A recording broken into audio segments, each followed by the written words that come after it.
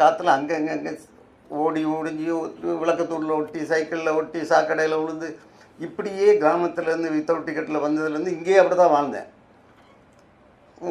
கொச்சையாக சொல்வதென்றால் ஒரு தெருப்பொறுக்கி, ஒரு சமூகத்தில் மதிக்கக்கூடாத ஒரு மனிதர்.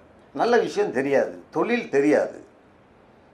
6 மாத காலம் எக்மோர் ரயில்வே நிலையத்தில் ஒரு மனநோயாளியாக, ஒரு பிச்சைக்காரனாக, என்ன சாப்பிட்டேன் என்று தெரியாத அளவுக்கு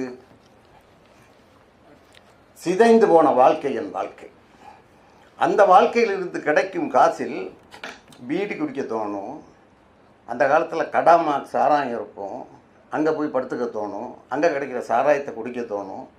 எதிர்பாராத விதமாக அமெரிக்கன் கன்சுலேட் வாசலில் நின்று இடம் பிடிச்சி கொடுக்கக்கூடிய வாய்ப்பு கிடைச்சதில் 2 ரூபா கிடச்சி.